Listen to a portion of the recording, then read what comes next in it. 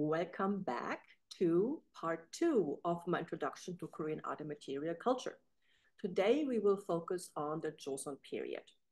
The biggest takeaway of this lecture is that we need to approach the study of Joseon art and culture with nuance, avoiding the oversimplification of a singular Neo-Confucian aesthetic.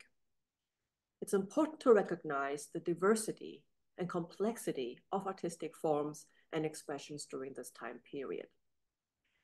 The Joseon was a very long dynasty, so it makes sense to divide it into distinct sections. And typically it's divided into the period before and after the Japanese invasion, based on the idea that Joseon society changed significantly as a result of this war. And there are various other methods of periodization, another one being where you divided the Joseon into 3 periods. And so we have the early Joseon, where we have the reign of King Sejong, the invention of the Hangul alphabet. We've got a flourishing cultural landscape, but also literati purges. And then in the mid-Joseon phase, we see post-war reconstruction, political factionalism. We have legislative developments such as the Daedong Law, which streamlined tax collection. And then it's particularly during the mid-Joseon where we see agricultural advancements, which led to a rise in population growth and also commercial expansion. And then there's the late 18th century to 19th century, where we see many social, economic, and intellectual changes. Each of these periodizations have their own history and their own pros and cons. And throughout this lecture, I will be utilizing both of these periodizations that I just introduced. And in this lecture, you will see artworks and cultural artifacts primarily from the mid to late Joseon, where we see an atmosphere of heightened consumption. Social competition was very strong. And within that atmosphere, we see new styles of art and culture, some of which challenged traditional Confucian norms. And central to our discussion will be the concept of ye, which means propriety, courtesy, ritual, and it also means the proper way of doing things. And this principle dictated not only social interactions, but also artistic and cultural developments, showcasing a nuanced negotiation between societal norms and individual preferences, and also social status. And a compelling example of this can be found in the realm of fashion. This painting is from a small album that contains pictures of various daily scenes that famous court painter Kim Hong-do observed. And this scene, in this one, he portrays a rustic tavern, a simple thatched hut with an open porch. And the female owner is portrayed serving soup to a customer who is in the middle of enjoying his pipe, and he reaches out for his money pouch at his belt to settle the bill. He's evidently a traveler who carries a sizable bundle on his back. And then beside the tavern owner stands a small child clinging to her side, while on the other side, we have another guest sitting at a small table and savoring the last remnants of his meal. Let's take a closer look at how Kim Hong-do depicted the tavern owner. The woman wears a loosely fitted jacket, jogori in Korean, and a pleated skirt, chima in Korean, with hints of blue dye on her cuffs and skirt. This attire appears to be very basic and practical. In fact, strict sumptuary laws defined what commoners were allowed to wear. So luxurious clothing was reserved for royalty. Except on her wedding day, if a female commoner, like this tavern owner, were to wear fancy clothes, expensive jewelry, or embroidered clothes, either her father or husband would have been subjected to punishment. So there was There were very stringent social regulations governing attire in the Joseon period. Contrasting this depiction, a genre painting from an anonymous artist from the 18th, 19th century portrays a celebratory feast hosted by an aristocratic household in their courtyard to commemorate a diamond wedding anniversary. Set within the courtyard, there is the ceremonial space delineated by a reed mat and a folding screen, also flanked by ornate polychrome enamel flower vases, which I think might be Japanese hizen wares. And these vases are placed on top of red lacquered pedestals, usually reserved for use at the royal court only. The elderly couple standing at a table laden with food and wine, they reenact their wedding ceremony, helped by and observed by family members and guests that are segregated by gender, men on the right, women on the left, adhering to Confucian customs. And we can note a stark contrast between the aristocratic women wearing luxurious dresses in colorful hues, while the ordinary women, separated from the elite residents by a short fence, are dressed in modest, more pale colored garments. The luxurious clothing that we see these aristocratic ladies wearing was typically reserved for royalty. But for special occasions like a diamond wedding, it was socially permissible to wear expensive brocade, luxurious bejeweled coronets, joktori in Korean, and a bright red bridal robe decorated with what seems like gold leaf imprinted patterns, or it could have been embroidery. So things that were just, usually just exclusively made for the royal court. What all these women have in common, though, is that they are all wearing these very short jackets that reveal the thick white waistband underneath. Now let's look at some more details of this fashion. In this painting on the left, Shin Yong-bok, a late 18th century painter known for his depiction of intimate scenes with professional courtesans, or giseng in Korean, he's taking us to the courtyard of a wealthy residence lined by trees and a lotus pond in the foreground. And the inscription at the top right corner reads, "The seats are always filled with guests and the drinks never run dry," suggesting a lively soiree is underway. The man on the far left is likely the host of this party. He's engaged in an embrace with a courtesan, which was perhaps a common sight at these gatherings. And directly next to them, a figure gazes upon the scene with an expression that could be construed as either envy or disapproval.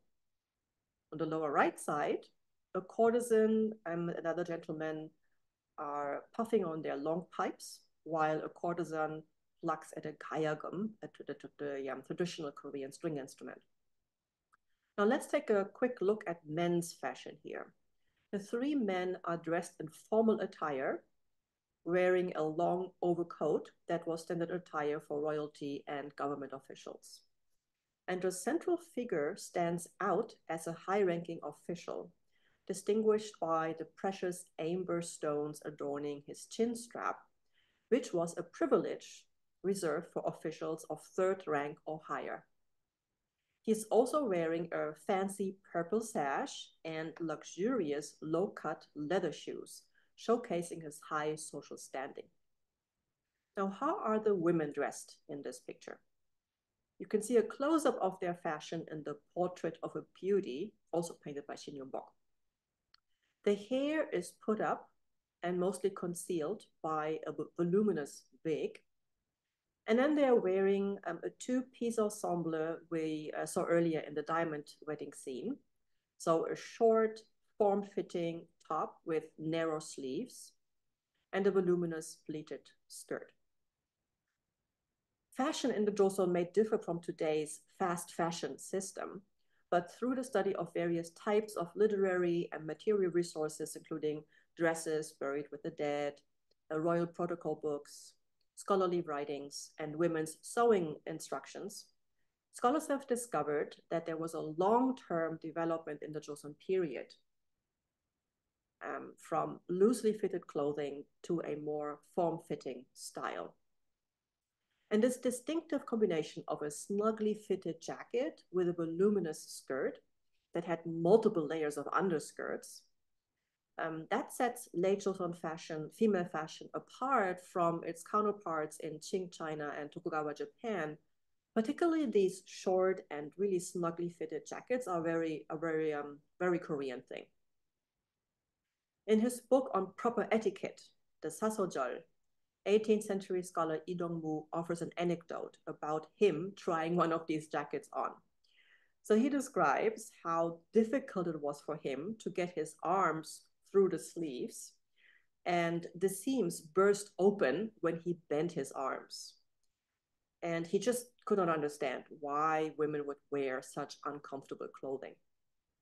And the longer and more voluminous skirts were also criticized, for example, by 19th century scholar Park Kyo-soo, who found they just looked ugly and they reminded him of an upside down bell.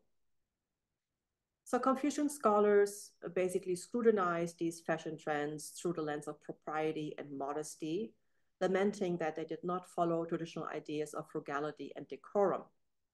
But despite their disapproval, the allure of these new styles persisted, with the aristocracy and even the royal court eventually embracing them.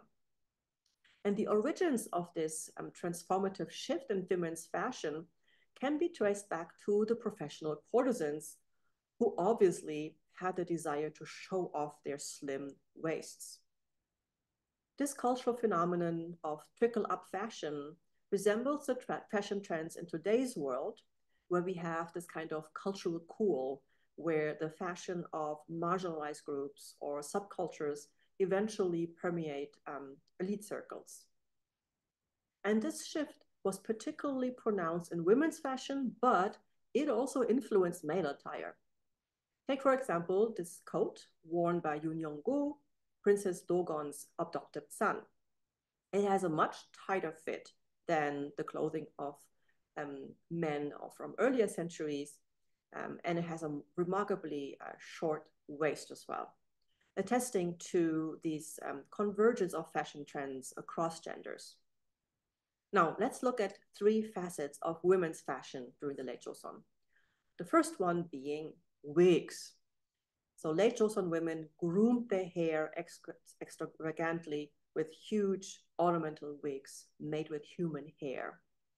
These wigs were costly and became coveted status symbols. But the wigs culminated in size so large that women could no longer control their mass and weight.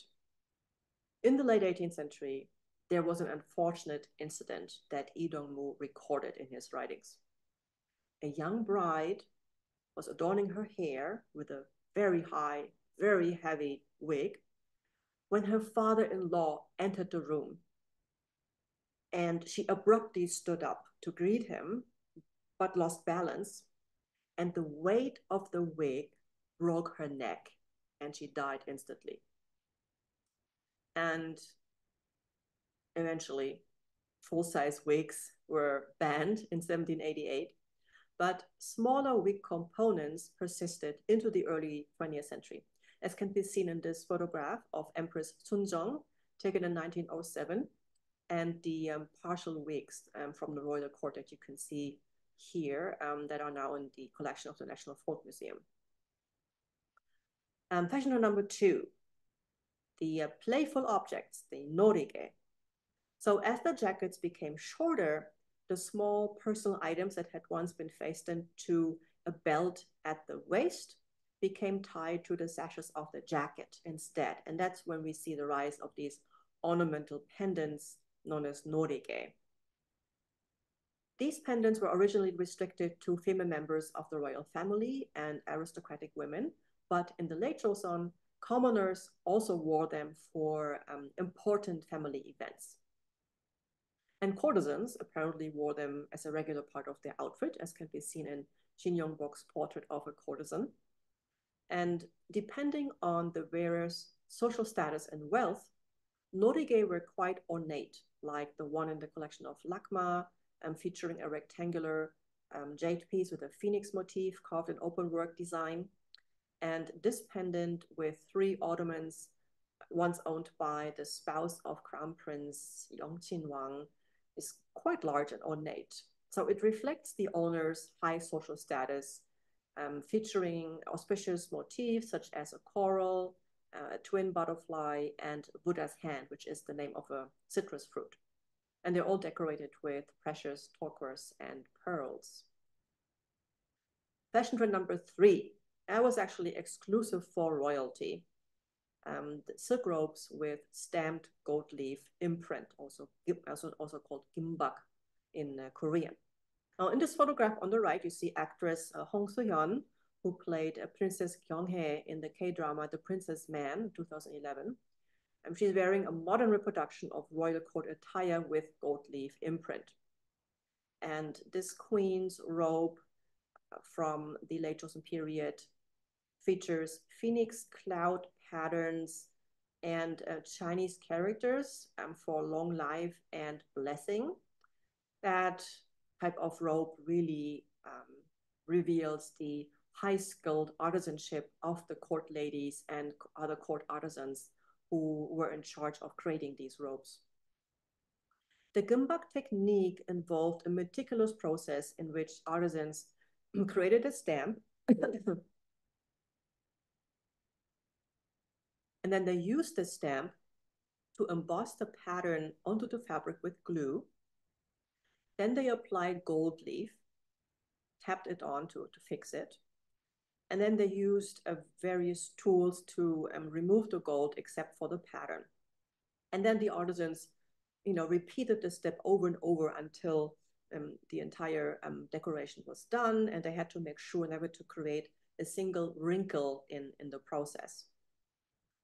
This masterpiece showcases the gimbak technique combined with embroidery patterns on expensive brocade. This was the wedding dress of Princess Ogon, who lived in the 19th century. For the gimbak pattern, the court ladies used a wooden stamp featuring a pair of mandarin ducks, symbolizing fidelity and love, while the underdrawing for the embroidery was produced by male court painters. So while the job of sewing and making these royal dresses was largely the job of the court ladies, large-scale projects like the making of such a extensively decorated royal wedding robe, that was basically made with through the collaboration of male and female artists. Now, this exploration of Joseon fashion points to a dissonance between Confucian ideals, extolling frugality and modesty, and the pragmatic realities of the time. So we looked at these aristocratic family celebrations that mirrored the grandeur of royal weddings, while courtesan-inspired fashion proliferated among the upper echelons of society. This serves us as a reminder that while ideological frameworks may shape societal norms, human behavior is often driven by pragmatic imperatives and aspirational impulses, including the desire to exhibit one's social standing and authority, amongst other things. And we can see this ambivalence in another aspect of Joseon society, namely burial objects.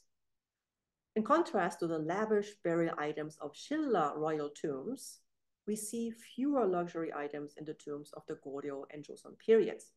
And what we see particularly in the Joseon is a notable shift towards including letters, like personal letters addressed to the deceased, and various garments that the deceased was wearing during his lifetime, but the tombs would also include garments that belonged to family members.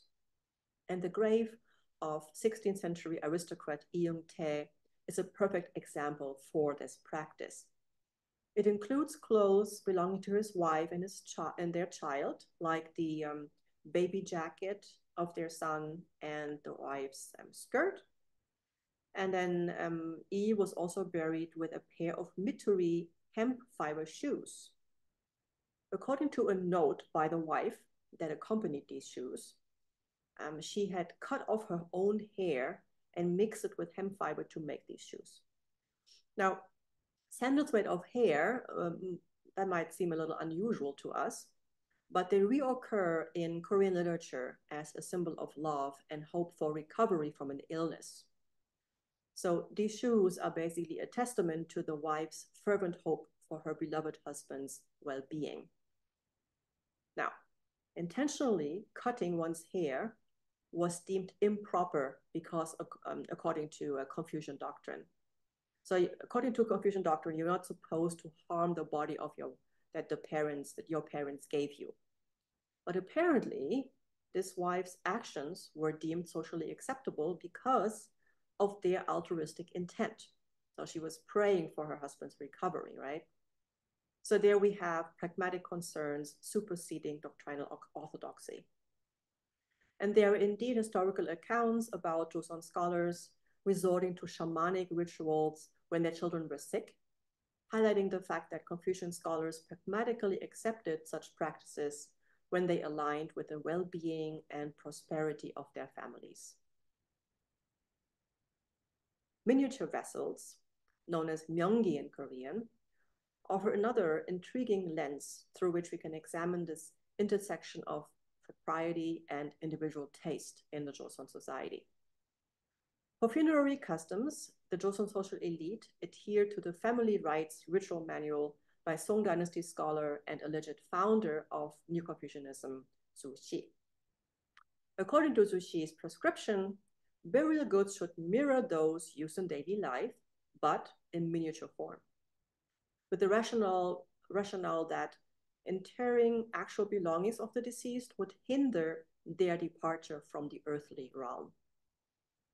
And precious items such as gold and jade were deemed burdensome for the departed, and so they were prohibited. So miniature white porcelain vessels, like the ones we see on the slide, emerged as an ideal solution for elite families seeking to align their burial practices with the tenets of New Confucianism.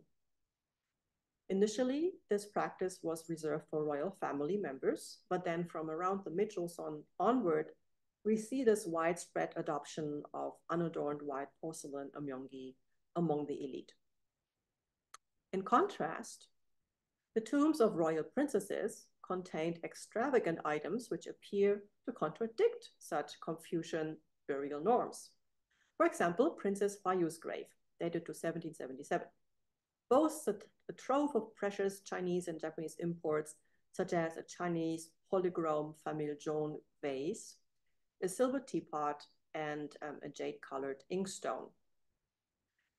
Now, the Joseon dynasty has often been referred to as the Hermit Kingdom because Joseon Koreans were prohibited from traveling abroad, except when they went on diplomatic missions to Ming-Qing, China, or Tokugawa, Japan, and foreigners were officially not allowed into the country. But at the time of Princess Huayu's death in 1777, Chinese objects were actively introduced to Korea through diplomatic envoys to Yenjing, which is present-day Beijing. Between 1673 and 1894, the Joseon royal court sent diplomatic missions to Yenjing around 600 times. So items like the silver teapot or the jade-colored inkstone could have been acquired by Princess Huayu's husband, Huang Yinzhom, during his travels to Yenjing as a diplomat. Such luxury items also made their way into Joseon through private commerce. And this is probably how these small burial objects found in the tomb of another daughter of King Yeongjo, Princess Hwayop, most likely came into the princess's possession. So the set includes a bronze mirror, a comb, and then we got these tiny blue and white porcelain containers that, according to scientific research, still contain residue of facial powder, cheek rouge, and hair oil. So these items were not crafted as burial objects per se, but they had likely been cosmetic containers utilized by the princess during her lifetime. Most of these containers are imports from the kilns of Jingdezhen in China and Arita in Japan. So a quick look into Joseon burial items reveals that not only Confucian norms, but also personal taste and commercial exchange with other countries shaped the material culture of elite tombs. Now, book screens or tekgori screens, literally meaning books and things, are a painting genre that late 18th century King Jeongjo is credited for having invented. According to the standard narrative, King Yeongjo was a bookworm who liked surrounding himself with books, actual ones, and also painted ones. In the 19th century, book screens gained popularity among aristocrats and individuals who were not elite but wealthy, and they adorned their studios with these paintings, and they were also using them as backdrops for family ceremonies, such as birthdays. Here on the left side, we can see a late 19th, early 20th century photograph that shows a couple with their son celebrating his first birthday. And then on the right-hand side is a similar screen, also from the same time period, taken in the Pyongyang area. Now, court painters who created the first tekgori screens for the royal court were most likely inspired by the visual aesthetics of Chinese multi-shelved cabinets known as duobaoge, such as the one seen here from the studio of cleansing fragrance from the imperial palace in Beijing or Yanjing. Scholars have also drawn parallels between tekgori screens and Renaissance European cabinets of curiosities, noting their shared focus on trompe-l'oeil representations of prized possessions, such as the murals of the Studiolo in the Ducal Palace of Gubbio, which is now in the Metropolitan Museum of Art in New York. It includes depictions of musical instruments, measuring devices, books, caged birds, etc., etc. And Jesuit missionaries brought these ideas to China, where emperors like Kangxi and Qianlong collected so many objects, foreign and local objects, that they needed specific furniture for their storage and display in public spaces. So drawing inspiration from these European curio cabinets, the multi-shelf display case known as duobaoge emerged and thrived in China. And when Joseon envoys returned from their annual diplomatic missions to Yanjing, they brought these inspirations with them, and also techniques, artistic techniques such as linear perspective and chiaroscuro shading. These diplomats had probably, when they visited the imperial palace in Beijing, they had most likely seen these three-dimensional duobaoge as well as scenic illusion paintings, and they were also painted screens, like single-panel duobaoge screens, which, so the story goes, then led to the emergence of tekgori screens in Korea. But what's special about these Korean versions of book screens is that, as the name says, they primarily depict books in these little cubby holes. Tightly stacked and revealing only their blank sides, these books represent the zeal of Joseon aristocrats and non-elite wealthy people to amass knowledge across diverse subjects. The depicted books can be distinguished by their binding, stitching, and size. So imported Chinese books tend to be smaller, and they feature only 4 or 6 stitches on their spines, and they're encased in these very decorative boxes, predominantly colored in indigo with splendid patterns and ivory latches, while Korean books are larger. They have 5 stitches, and their cover is made of a thick paper that is adorned with abstract and simpler patterns. And alongside books, the screens feature stationery, curios, luxurious commodities that only the wealthy could afford collecting. For example, this screen, this is a screen from the Cleveland Museum of Art, depicts elegant stoneware with crackle patterns. Scholars in the 18th century considered these types of vases elegant. And you also see little like bronze incense burners, miniature rocks, and a plate of fragrant narcissus and citrons. Now, in the late 19th century, the nouveau riche became major patrons of book screens. Books still occupy a prominent place in these popular types of chekkori, but they are no longer in stacks. Instead, they share the space with auspicious symbols such as flowers like peonies, chrysanthemums, like we got lotuses, peonies, yeah, in full blossom. And we also see multi-seeded fruits such as grapes and watermelons, cucumbers. These were all symbolizing aspirations for success and prosperity. So chekkori screens are important artifacts of traditional Korean material culture that reflect changing social dynamics and aspirations within late Joseon society. Now let's move to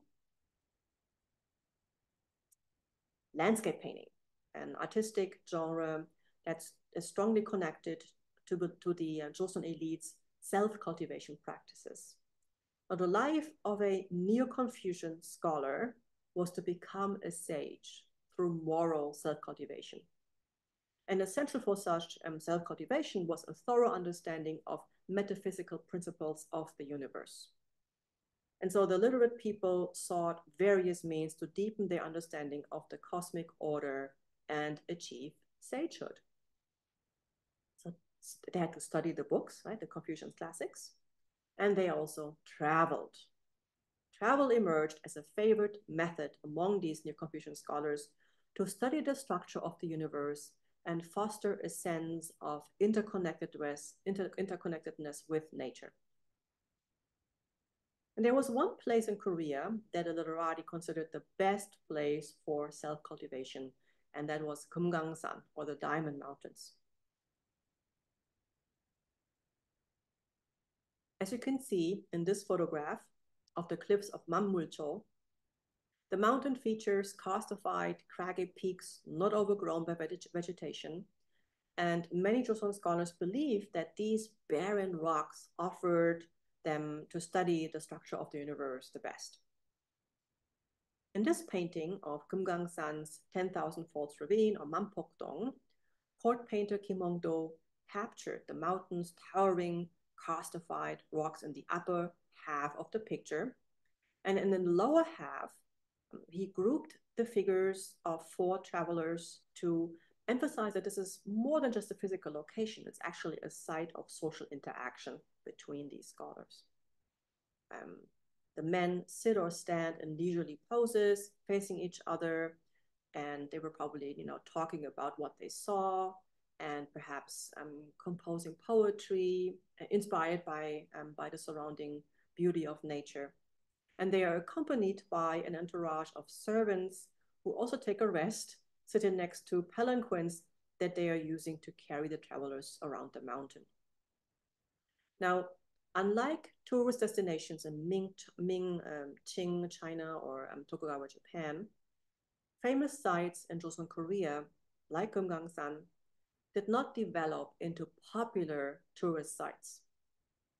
There are various reasons for that, which I don't have time to get into today, but the fact that this does not happen in the Joseon was actually advantageous for the elite travelers, because they sought to engage with the unspoiled natural environments that were conducive to contemplation and self-cultivation.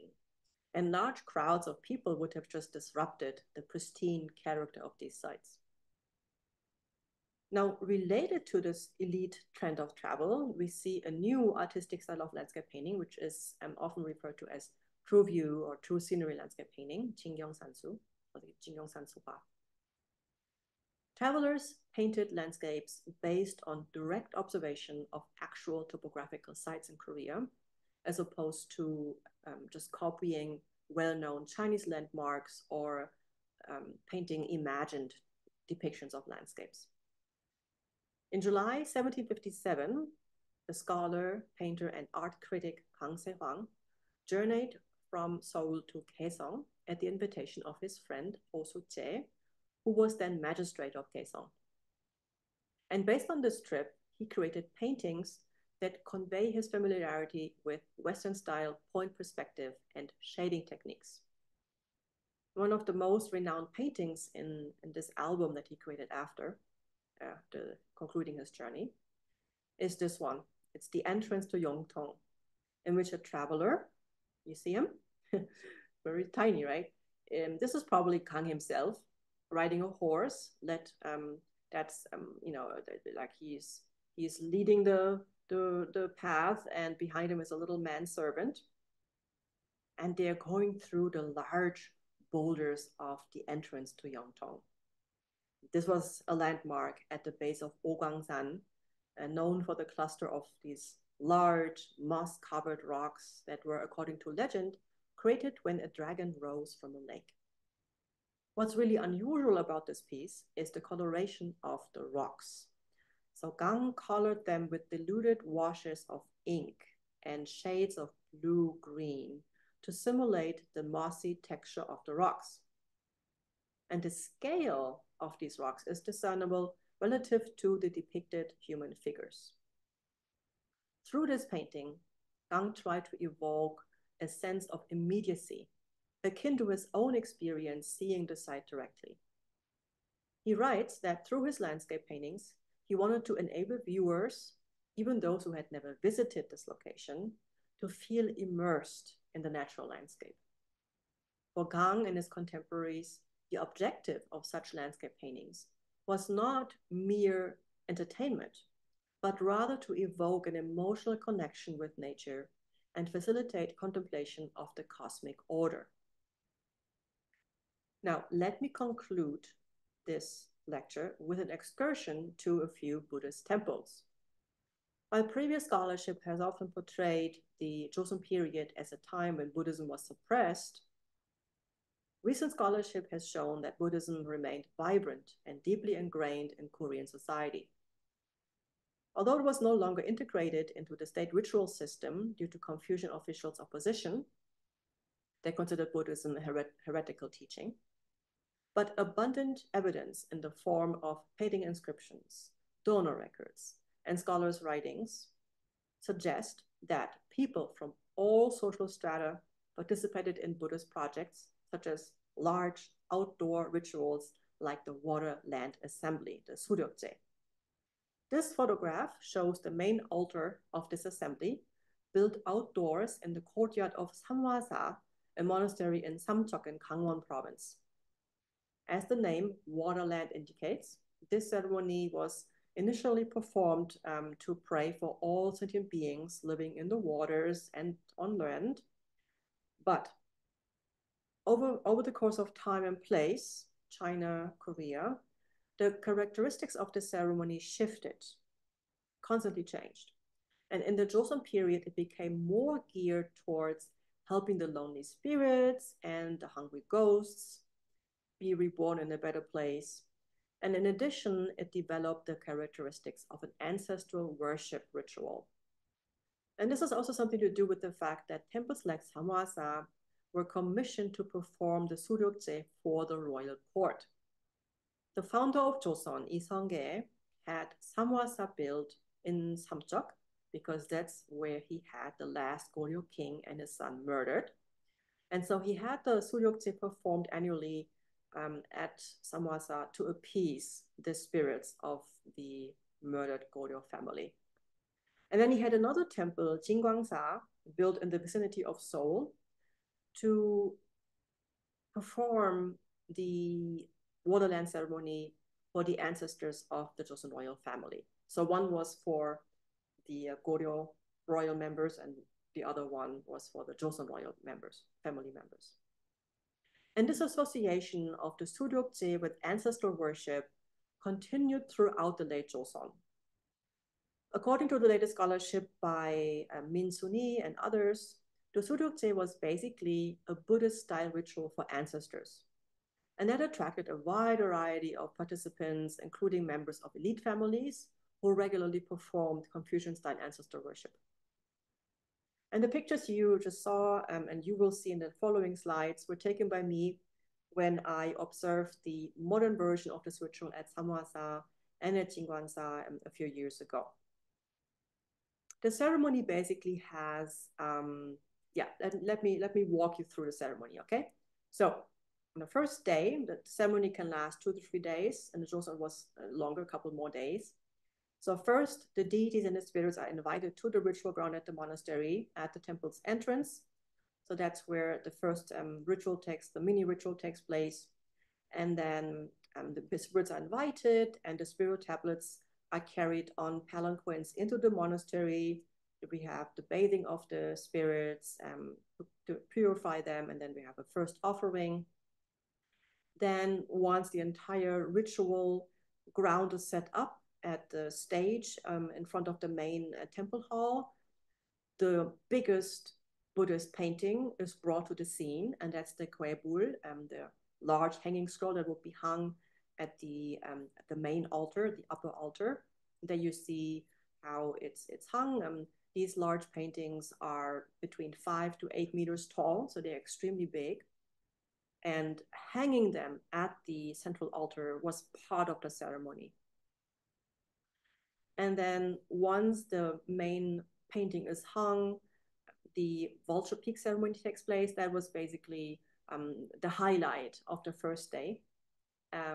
And it includes not only food offerings to the deities, but also music and dance as other forms of worship. For instance, the butterfly dance you can see on the left, or the Dharma drum dance on the right. And then these types of dance offerings are then followed by food offerings and more dance at the upper altar, which is dedicated to the Buddhas. And then there are offerings made at the middle altar, which is dedicated to the Bodhisattvas. And then we have the offerings at the lower altar, which is a highlight of the second day of the ritual. And if you look closer at the altar, you can see that they have the Hamnoteng, the sweet dew painting, also called nectar ritual painting. And then to the left and right, we have these little paper stripes on which are written the names of attendants' ancestors. Okay. Now, when we look at the late Joseon sweet dew paintings, such as this one is from Yeongju-sa, which was a royal temple built by King Yeongju in the late 18th century. So this nectar ritual painting depicts the Buddhas descending to the ritual scene, and we see a number of devotees and monks participating in the ritual and the hungry ghosts that are waiting to be fed during this ritual. Now, similar to the modern version of the ceremony, we have monks performing with musical instruments and chanting Buddhist sutras.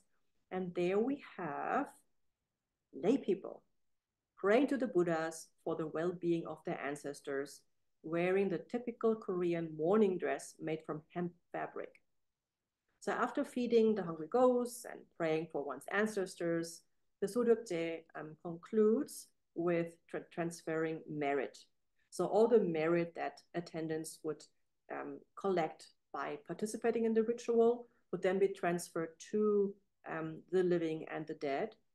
And the final highlight of the ceremony is the burning of all ritual implements. And with these pictures, I would like to conclude the second part of my introduction to Korean art and material culture.